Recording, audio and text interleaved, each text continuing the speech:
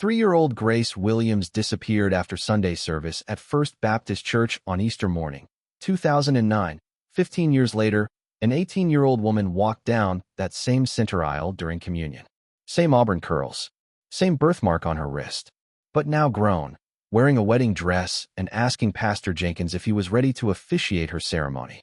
Then the congregation checked the church records from 2009 and found something that made their faith tremble. What Grace revealed about her missing years would challenge everything they believed about divine intervention.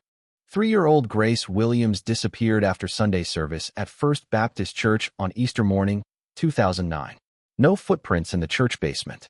No witnesses despite 300 congregation members celebrating resurrection in the same building. The FBI classified her vanishing as one of the most baffling missing child cases in Ohio history, a mystery that tested the faith of an entire religious community and transformed their church into a place where prayers for missing children echoed through every service. For 15 years, her empty spot in the children's choir stood as a reminder that even sacred spaces couldn't protect innocent lives. Then on Easter Sunday, 2024, an 18-year-old woman walked down that same center aisle during communion, wearing a vintage wedding dress and asking Pastor Jenkins if he was ready to officiate her ceremony. Same auburn curls that had bounced when she sang "Jesus Loves Me" during Sunday school programs. Same gentle brown eyes that had sparkled during Bible story time. Same distinctive birthmark on her left wrist that had been photographed for church nursery records when she was enrolled as an infant. But now she carried herself with the confident grace of a young woman who had lived 18 full years, speaking with vocabulary and wisdom that seemed impossible for someone who had vanished as a toddler. Rebecca Williams looked up from the communion table where she'd been arranging elements for the Easter service and felt her world stop completely. The woman walking down the center aisle possessed Grace's exact facial features matured into perfect adult proportions, moving with purpose toward the altar where Pastor Jenkins stood frozen in recognition and disbelief. "Pastor Jenkins," Grace said with a voice that carried her childhood's essential sweetness aged into adult clarity. "I know you've been waiting for me to return. Are you ready to officiate my wedding ceremony? I've brought my dress, and my fiancé is waiting outside. Today is the perfect day for our Easter celebration." The words hit the congregation like lightning striking the sanctuary. This was Grace's voice, unchanged in its gentle cadence, but carrying the confidence of someone who had experienced education, relationships, and life events that should have been impossible during 15 years of being missing. She spoke as if her disappearance had been part of a plan rather than a tragedy that had haunted their church family for over a decade. Daniel Williams heard his wife's sharp intake of breath and turned from his deacon duties to see what had captured the attention of 600 Easter worshipers. The youth pastor who had spent 15 years leading prayers for Grace's safe return found his theological training inadequate for processing the evidence that stood before him in white lace and satin. Pastor Jenkins paused in his preparation for Easter communion, the bread and wine suddenly seeming less miraculous than the young woman who had just interrupted their resurrection celebration with a wedding request that defied every assumption about missing children, divine protection, and the mysterious ways that God might answer prayers. "Grace," Rebecca whispered, the name feeling both foreign and familiar after 15 years of speaking it only during memorial services, prayer vigils, and the annual Easter remembrances that had sustained their hope while testing their faith. But Grace's response challenged everything the First Baptist congregation believed about divine intervention and heavenly protection. "Yes, Mother. I've been waiting for this day since I was 3 years old. The angels told me I would return when it was time for my wedding, and Easter has always been about new life and perfect timing." The church records from 2009 that documented Grace's baptism, nursery enrollment, and disappearance suddenly seemed prophetic rather than tragic, as if God had been preparing for this moment when their lost lamb would return not as a found child, but as a bride ready to transform their sanctuary into a wedding chapel where heaven and earth would witness a ceremony 15 years in the making. In the spring of 2009, the Williams family embodied everything beautiful about faith-centered living. Their modest house on Elm Street serving as an extension of First Baptist Church where 3 generations had worshipped, served, and found community among people who understood that love for God meant caring for each other's children as if they were family. The living room piano where Rebecca practiced hymns for Sunday services created a soundtrack of worship that drifted through windows during evening hours when neighbors could hear "Amazing Grace" and "How Great Thou Art" floating on warm breezes. Rebecca Williams moved through her days with the gentle strength of someone who had found her calling as both mother and children's ministry leader, understanding that shaping young hearts required patience, creativity, and the kind of unconditional love that made Sunday school feel like the highlight of every child's week. At 28, she had already earned recognition throughout the church community for her innovative Bible lesson plans and her uncanny ability to help even the shyest children feel comfortable singing solos during church programs. 3-year-old Grace Williams possessed the kind of innocent faith that made adults remember why Jesus had said the kingdom of heaven belonged to such children, approaching every Bible story with wonder and every prayer with absolute confidence that God heard her requests for blessings on her family, her goldfish, and the stray cat that visited their backyard. Grace's favorite church activity involved sitting in the front pew during services, swinging her legs and humming along with hymns she couldn't yet read but had memorized through repetition. Daniel Williams balanced his responsibilities as church deacon with the hands-on parenting that had become his greatest joy and spiritual calling, understanding that raising children in faith required both biblical instruction and the kind of practical love that showed them God's character through daily interactions. At 31, he had earned respect throughout First Baptist for his youth ministry leadership and his ability to make complex theological concepts accessible to teenagers who struggled with doubt and questions. 6-year-old Timothy Williams had inherited his parents' servant hearts and protective instincts, making him the self-appointed guardian of his little sister, whose curiosity sometimes led her into situations that required brotherly intervention. He took his role as Grace's spiritual mentor seriously, teaching her simple prayers and helping her memorize Bible verses that she recited with the earnest concentration of someone who believed every word contained magical power. The Williams family had traditions that felt sacred in their simplicity and profound in their ability to connect earthly relationships with heavenly purpose. Sunday morning preparations included family devotions where everyone shared prayer requests and favorite Bible verses, while evening activities during Holy Week featured Daniel reading Easter stories that made the resurrection feel personal rather than merely historical. Grace's personality combined artistic creativity with an almost supernatural ability to find God's presence in ordinary moments, making her the natural leader of family prayer times that included blessing requests for neighbors, church members, and all the children who don't have mommies and daddies. She possessed an innate understanding of worship that made adults pause when she asked profound questions about heaven, angels, and whether God ever felt lonely. The Easter tradition held special significance for the Williams family, representing both their deepest theological beliefs and their commitment to church community that extended beyond Sunday morning worship. Grace's role in the children's Easter program involved singing a solo verse of "Christ the Lord is Risen Today" that had become her signature performance, bringing tears to congregation members who saw God's love reflected in her pure faith. As Easter 2009 approached, the Williams family was preparing for their most elaborate celebration yet, with Grace's growing theological curiosity allowing her to ask questions about resurrection, eternal life, and whether people who went to heaven ever got to visit earth again. None of them could have imagined that these innocent inquiries were prophetic preparations for a mystery that would test their faith in ways that 15 years of prayer and Bible study had never prepared them to understand.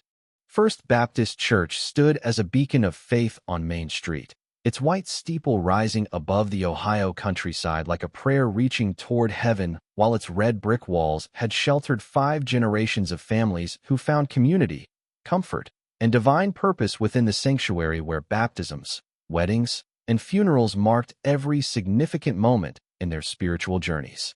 The church had been built in 1934 during the Great Depression, funded by families who sacrificed personal needs to create a place where future generations could worship God and care for each other.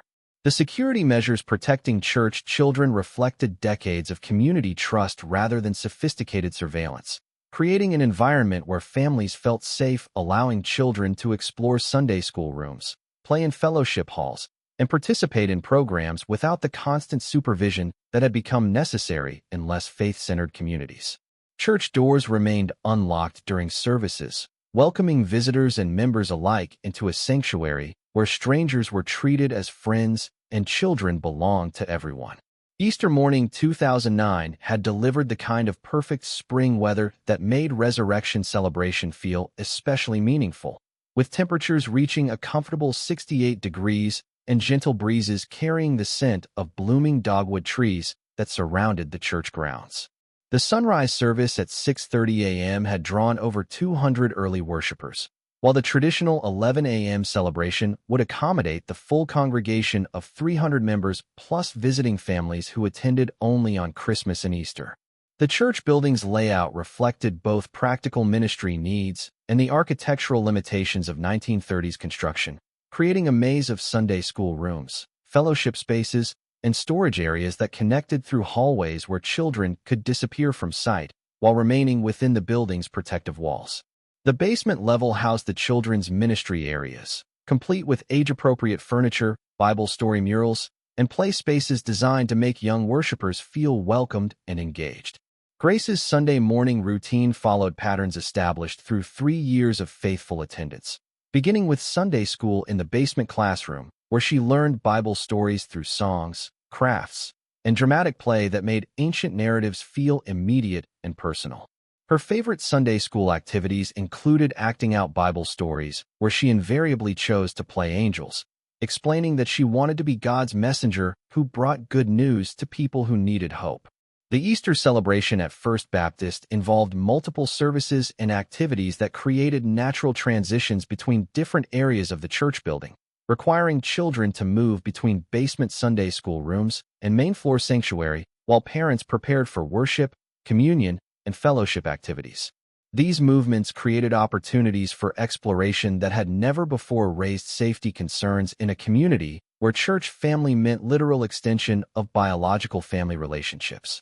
Pastor Jenkins had served First Baptist for 18 years, watching children like Grace grow from nursery infants to Sunday school participants while their parents matured from young couples to church leaders who carried responsibility for maintaining the spiritual and practical needs of their congregation. His Easter sermons traditionally focused on resurrection, hope, and new life promises that made the holiday feel personally meaningful rather than merely historically significant. The fellowship time between sunrise and traditional services created casual social interaction in the church basement where families shared breakfast, children played supervised games, and adults discussed everything from community news to prayer requests that would be mentioned during morning worship. The atmosphere combined sacred reverence with family warmth, making First Baptist feel like home rather than merely a place of weekly obligation.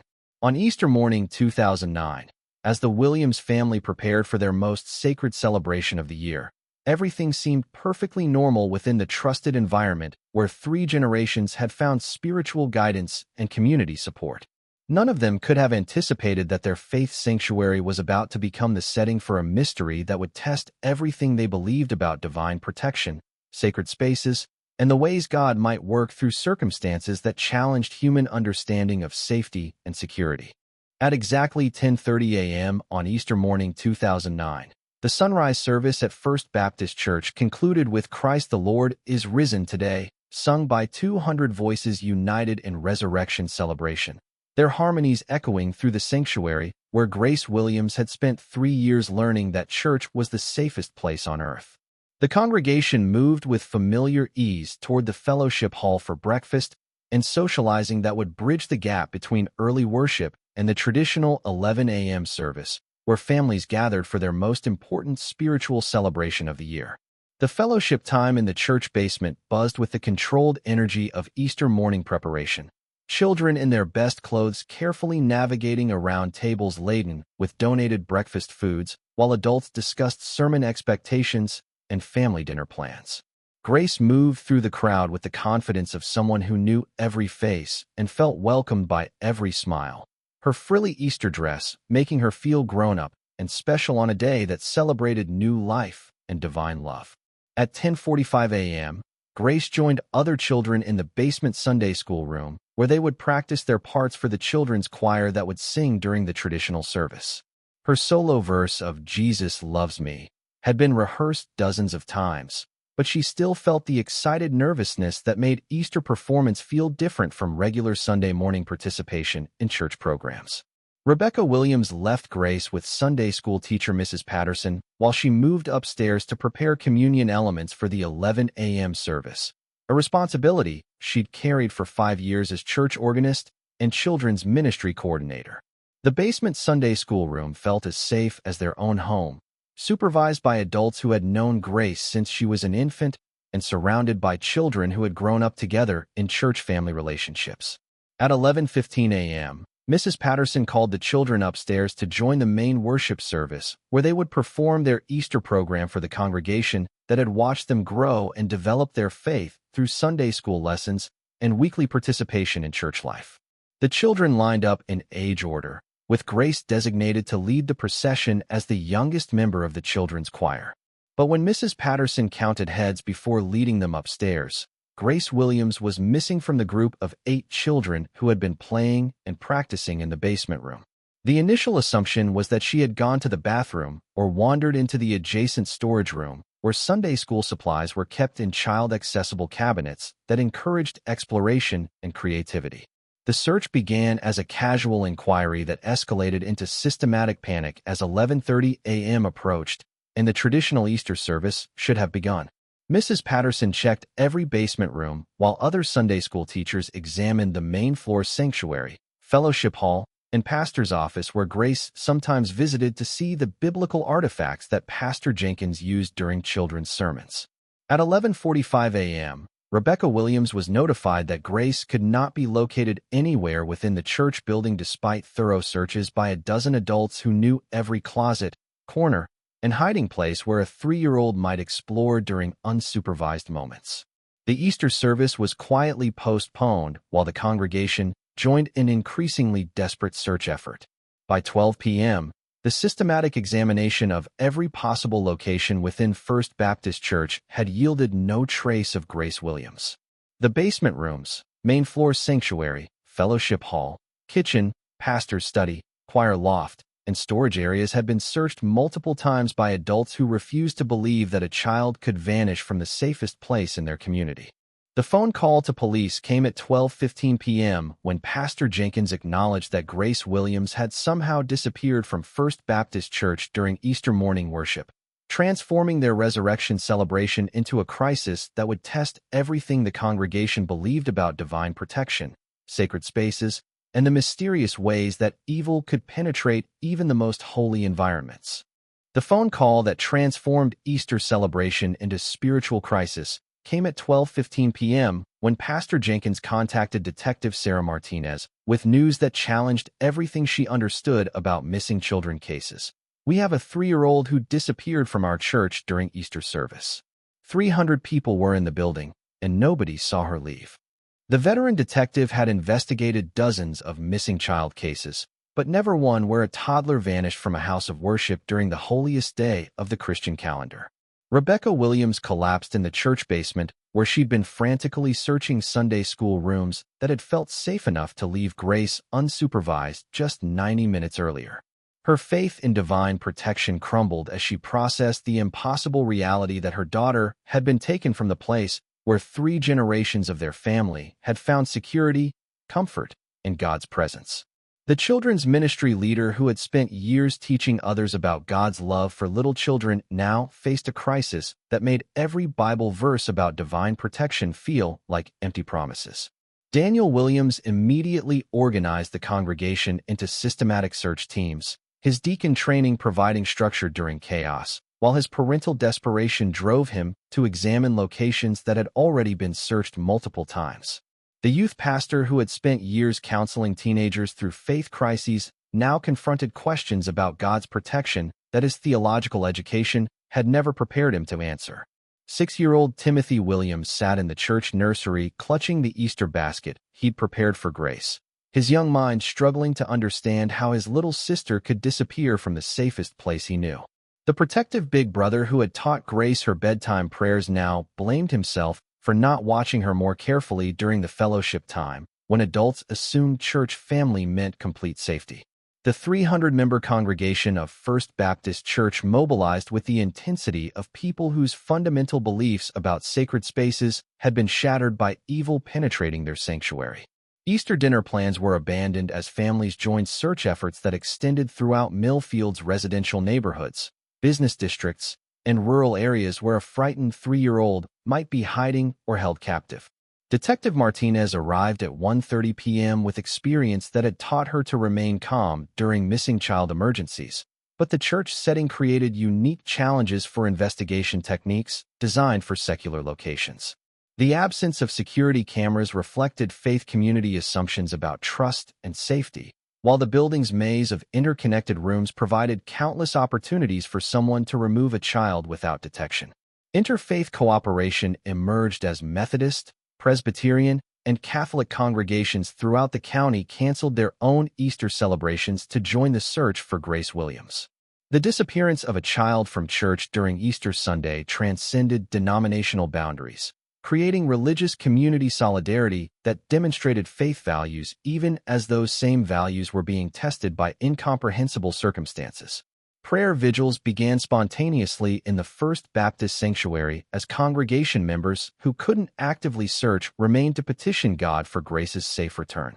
The same altar where she had been dedicated as an infant became the focal point for desperate intercession that challenged everything the community believed about divine intervention and answered prayer. By evening on Easter Sunday 2024, professional search teams assisted by hundreds of religious volunteers had examined every possible location within a 10-mile radius of First Baptist Church. The largest Easter Day emergency response in Ohio history had yielded no trace of Grace Williams despite community-wide mobilization that temporarily transformed resurrection celebration into desperate rescue effort. The harsh reality began settling over the faith community as Easter Sunday ended without discovering any evidence of Grace's whereabouts, forcing believers to confront the possibility that God had allowed evil to triumph in his own house during Christianity's most sacred celebration. By June 2009, Grace's empty chair in the children's Sunday school room had become a shrine that Mrs. Patterson couldn't bear to remove, its small size serving as a daily reminder of the 3-year-old who had vanished during Easter worship while surrounded by people who believed church was the safest place on earth. The First Baptist congregation struggled to understand how God could allow evil to penetrate their sanctuary during Christianity's most sacred celebration, forcing faithful members to confront theological questions that challenged everything they believed about divine protection. The investigation into Grace's disappearance had officially transitioned to cold case status after 6 months of law enforcement involvement that yielded no credible leads, physical evidence, or explanation for how a supervised child could vanish from a building filled with 300 worshipers. Rebecca stepped down from her children's ministry position, finding it impossible to teach Bible lessons about God's love for children when her own daughter had disappeared from his house during Easter service. Daniel's transformation from youth pastor to missing children advocate began with his decision to establish a prayer network that connected First Baptist with other congregations facing similar tragedies. His ministry expanded beyond denominational boundaries as he counseled families whose faith had been tested by losses that seemed to contradict biblical promises about divine protection and answered prayer. Timothy Williams grew from 6 to 21 during those 15 years, carrying responsibility that no child should bear while watching his parents rebuild their faith through service to others facing impossible grief. The protective big brother who had once taught Grace simple prayers now studied theology with the intensity of someone seeking answers to questions that had shaped his entire adolescence. Pastor Jenkins led his congregation through the darkest period in First Baptist's 75-year history, preaching sermons about unanswered prayers and divine mystery, while privately struggling with his own doubts about God's goodness. The church's Easter services became memorial celebrations rather than resurrection joy, marked by empty spaces where Grace should have been singing in the children's choir. The annual prayer vigil established on Easter Sunday, 2010 drew families from across Ohio who had experienced similar tragedies, creating a community of believers who maintained faith despite circumstances that challenged basic assumptions about divine protection. The vigils became pilgrimage destinations for people seeking hope in the face of losses that seemed to contradict everything they'd been taught about God's love. Rebecca's eventual return to ministry came through her appointment as children's safety consultant for churches throughout the region, transforming personal tragedy into systemic reform that honored Grace's memory while protecting other children from similar disappearances. Her expertise in faith-based child protection helped hundreds of congregations implement security measures without destroying the trust and openness that made churches feel like family. By 2020, the Grace Williams Memorial Prayer Garden behind First Baptist had become a place where families brought their deepest sorrows and hardest questions about God's silence during times of desperate need. The garden's centerpiece was a small angel statue that faced the church basement where Grace had last been seen, symbolizing hope that transcended understanding. First Baptist Church had grown from 300 to 600 members during the 15 years following Grace's disappearance, as families drawn by the congregation's authentic faith through suffering found community among people who understood that believing in God didn't mean exemption from heartbreak. The church's reputation for supporting families through impossible losses attracted members who needed evidence that faith could survive the worst circumstances life offered. As Easter 2024 approached, marking 15 years since Grace's disappearance, the Williams family had learned to celebrate resurrection while carrying permanent questions about divine timing, heavenly plans, and the mysterious ways that God might work through circumstances that challenged human understanding of protection, purpose, and the meaning of answered prayer. The morning of Easter Sunday 2024 began with the reverent preparation that had marked 15 consecutive resurrection celebrations at First Baptist Church, each service carrying the weight of Grace's memory, while the congregation gathered to worship despite unanswered prayers and theological questions that had shaped their understanding of divine mystery.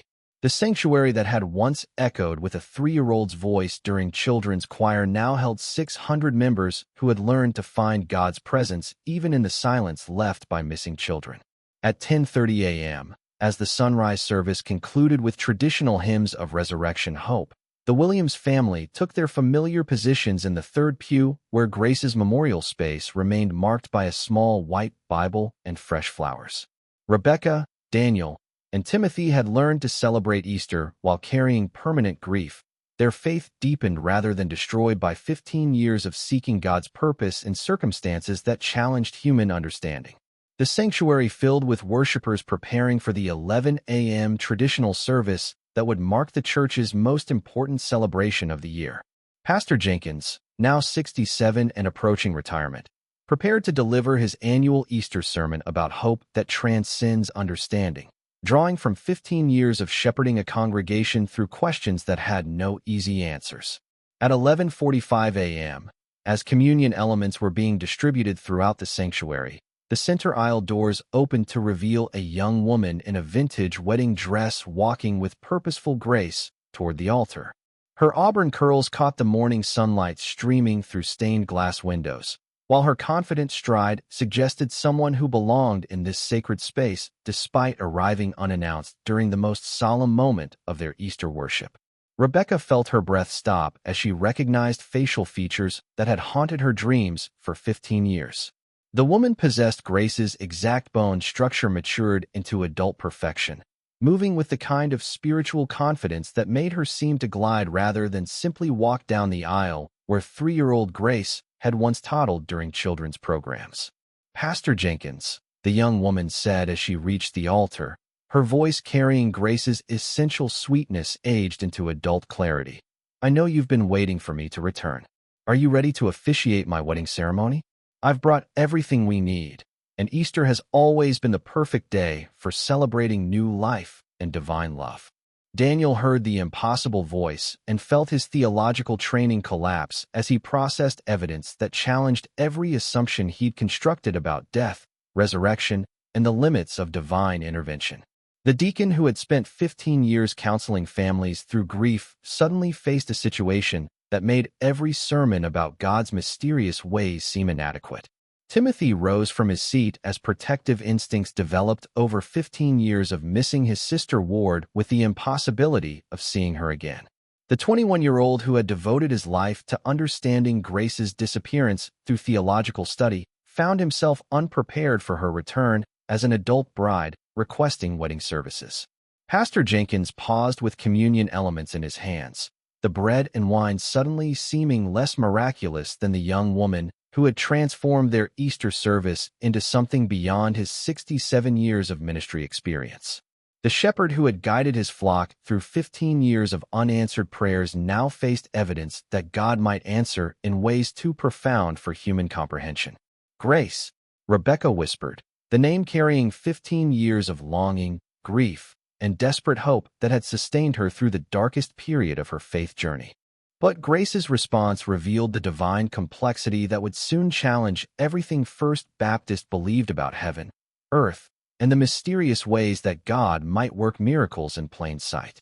Within hours of Grace's impossible return, First Baptist Church became the center of the most extraordinary missing child resolution in religious history. Theological scholars arrived with expertise designed to evaluate claims of divine intervention, while Dr. Patricia Chun from the University of Chicago Divinity School conducted interviews that confirmed what seemed theologically impossible. Grace Williams claimed to have spent 15 years in heaven being raised by angels until God's perfect timing allowed her return for an Easter wedding. The breakthrough came when Grace described her heavenly experience with details that transcended anything a missing 3-year-old could have known or imagined. She spoke of biblical figures, theological concepts, and divine mysteries with the wisdom of someone who had received celestial education while earthly time passed differently. Her knowledge of church members' lives during her absence suggested supernatural oversight that defied human explanation. DNA testing confirmed Grace was indeed the missing Williams' daughter, but theological evaluation revealed the profound complexity of her claims about 15 years in God's care. Unlike cases involving criminal abduction, Grace described being taken by angels who explained she was needed in heaven to prepare for a sacred purpose that would demonstrate divine love's power over human understanding. The wedding ceremony Grace requested proceeded on Easter evening despite questions about divine protocol and earthly marriage laws. Her mysterious fiancé appeared as a figure of light that only Grace seemed to see clearly, while witnesses described experiencing unexplained peace and joy during vows that seemed to unite heaven and earth in ways that challenged conventional understanding of matrimony. Biblical scholars examined Grace's testimony about heavenly experiences, finding her descriptions consistent with mystical traditions while acknowledging that divine intervention claims required faith rather than scientific proof. Her detailed knowledge of theological concepts she couldn't have learned as a 3-year-old suggested supernatural education that transcended normal human development.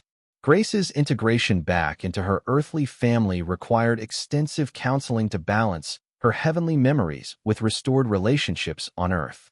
The young woman who remembered celestial foster parents faced the challenge of reconnecting with biological family while maintaining her divine calling as a bridge between heavenly and earthly realms. The Williams family struggled with emotions ranging from overwhelming joy at Grace's return to theological confusion about God's methods of answering 15 years of desperate prayers.